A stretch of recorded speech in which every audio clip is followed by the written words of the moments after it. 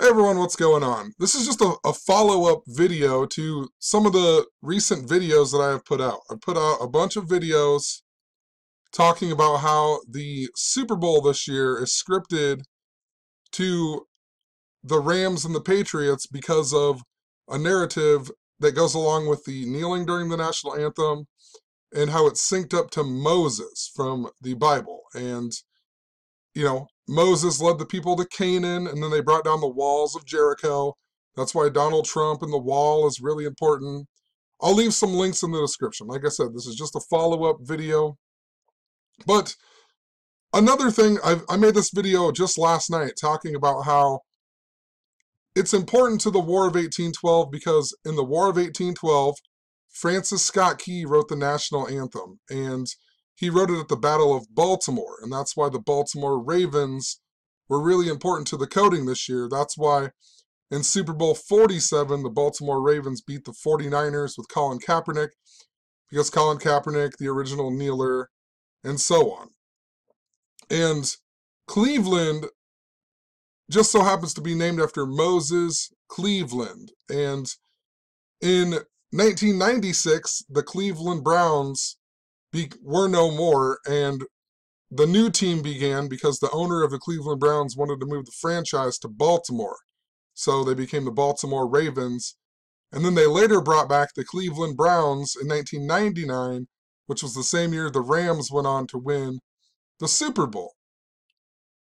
Also, the Rams were originally from Cleveland. They were originally the Cleveland Rams. And there's much, much more that goes along with it. It's synced up to Donald Trump and the wall narrative. Moses led the Israelites to the land of Canaan, where they took down the walls of Jericho. That's why we got the story of Chris Jericho signing with the new wrestling league the same day Trump addressed the nation about the wall, and so on. And Donald Trump had his national convention in Cleveland. That's why LeBron James got injured. It's all synced up to all of this. And moral of the story, I was listening to the Super Bowl pregame show while I'm sitting here, and they did a whole thing about Bill Belichick, the coach of the Patriots, being at one point in time the youngest coach in the NFL. And the team that he coached, it just so happened to be the Cleveland Browns. And he coached them until 1995, and then he got fired before he could become the coach of the Baltimore Ravens. So absolutely synced up to what I was talking about. And, he even began his coaching career with the Baltimore Colts. Once again, Baltimore, and then he became the coach of the Cleveland Browns, and then he gets fired just before the Cleveland Browns, suspend their operations. What are the odds of that? And the guy who fired him was Art Modell, and Art Modell, the owner of the Cleveland Browns, he just so happened to die on September 6th of 2012, which was the day after the season began in 2012, and then the Baltimore Ravens went on to win that Super Bowl over the 49ers. It was the Blackout Bowl that had, Harbaugh versus Harbaugh. He died on 9/6, and if in gematria, the practice of coding numbers into words, if you write out Baltimore Ravens, it equals 96, and the year that the Browns suspended the operations and the Baltimore Ravens became a team was also in the year 96. So how fitting he dies on 9/6. The Ravens established in the year 96, and then they go on to win the Super Bowl after this guy dies. But his name in gematria equals 53, which is interesting considering this is Super Bowl 53.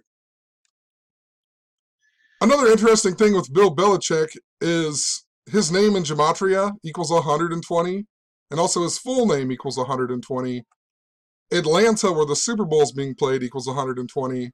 And I talked about why it was significant that we had that blood wolf moon on January 20th. 120, the word eclipse equals 120. Moses supposedly lived for 120 years as well. So Bill Belichick really synced up to this narrative that I'm talking about with Moses.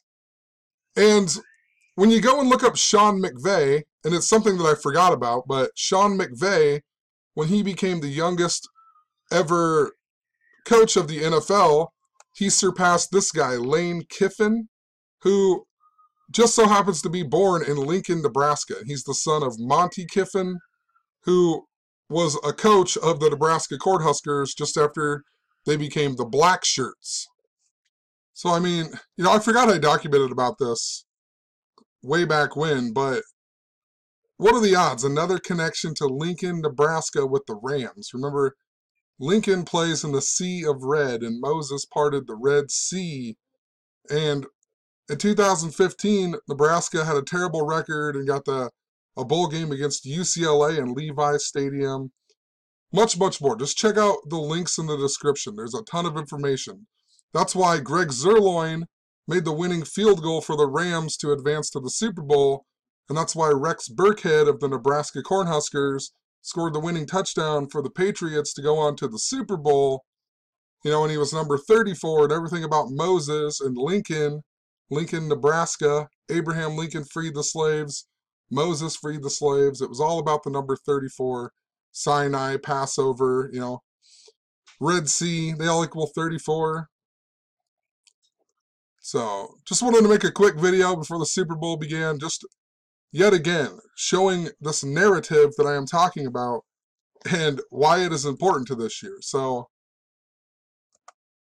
it's all synced up to Lincoln, Nebraska. It's really important. And, his birthday is May 9th, which is also important because the Civil War in history supposedly came to an end on May 9th. And, Abraham Lincoln's birthday was 59 days before the Civil War began. Words like slave equal 59 in gematria, Negro equals 59, Rodney King equals 59, cotton picker equals 59, Motown Records came out in 59. All throughout history, this number has been negatively stamped on black people.